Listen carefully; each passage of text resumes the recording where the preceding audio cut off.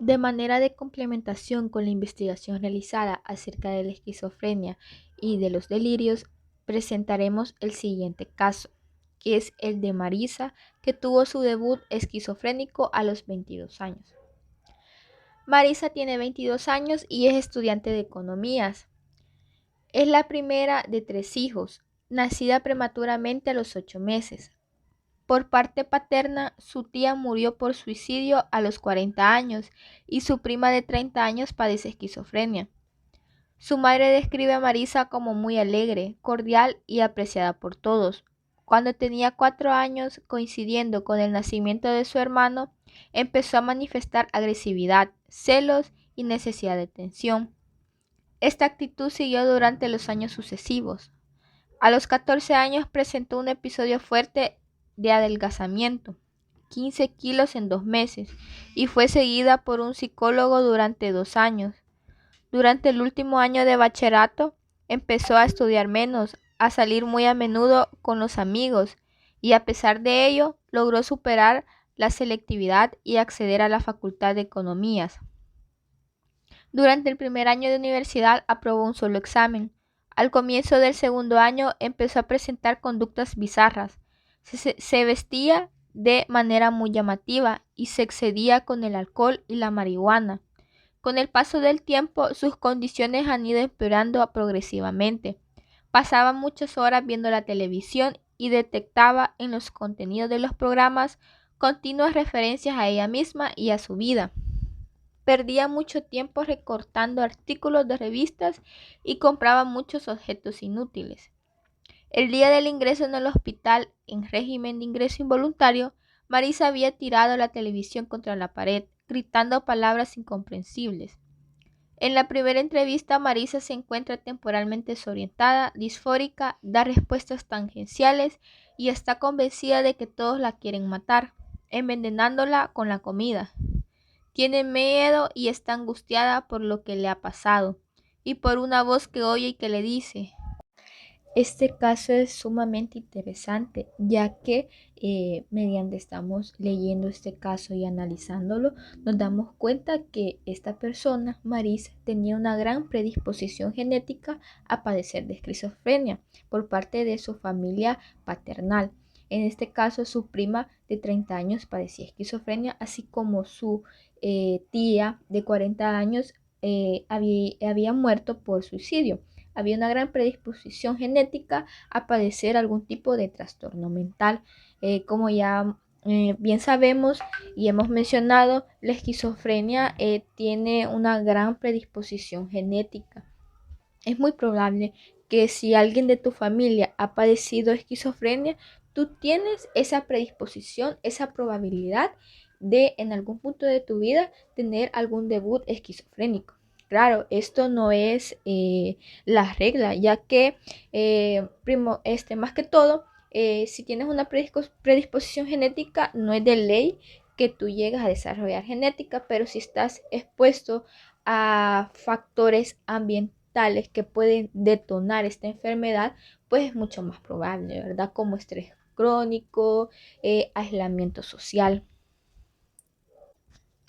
También logramos analizar que Marisa a los 14 años tuvo problemas en lo que es la anorexia, podríamos decir, porque tuvo lo que es una bajada de peso bastante significativa, de 15 kilos, estaba sumamente delgada y que por ende por este problema se le llevó al psicólogo, ¿verdad?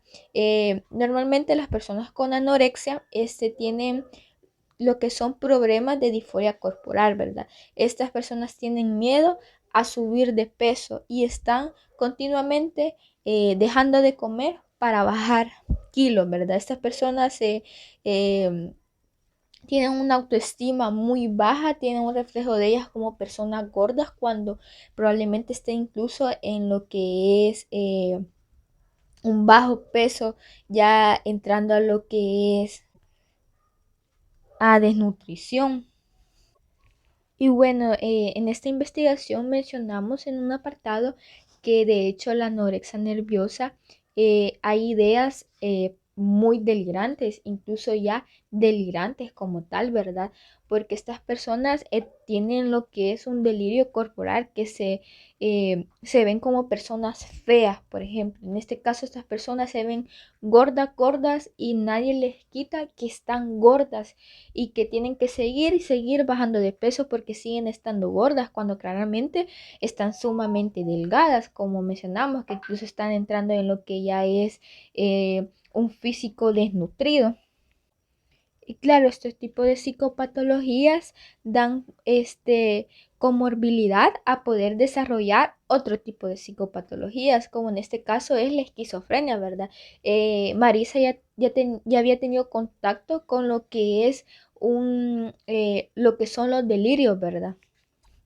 También conforme vamos leyendo el caso de Marisa, nos damos cuenta que lo que es entrando su vida universitaria, esta empezó como a salir mucho de fiestas y a consumir alcohol y marihuana. Y pues hay muchos estudios que demuestran cómo el consumo excesivo de cannabis puede poder llegar a desarrollarnos una esquizofrenia debido a los episodios psicóticos muy seguido, ¿verdad? Lo que es la marihuana provoca episodios psicóticos, ¿verdad? Entonces, Marisa, al tener ya una predisposición genética, al tener un historial clínico con enfermedades mentales y estar expuesta al consumo de marihuana, pues era muy, muy, muy, muy probable. De hecho, era muy acertado decirle de que ella podía llegar a desarrollar una esquizofrenia o otro tipo de trastorno mental más grave, ¿verdad?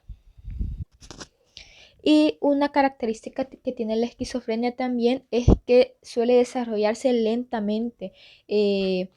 Sus primeros síntomas que como tal no son reconocidos en lo que es la categoría diagnóstica de la esquizofrenia suelen presentarse durante años hasta el punto de llegar a tener el debut esquizofrénico, ¿verdad?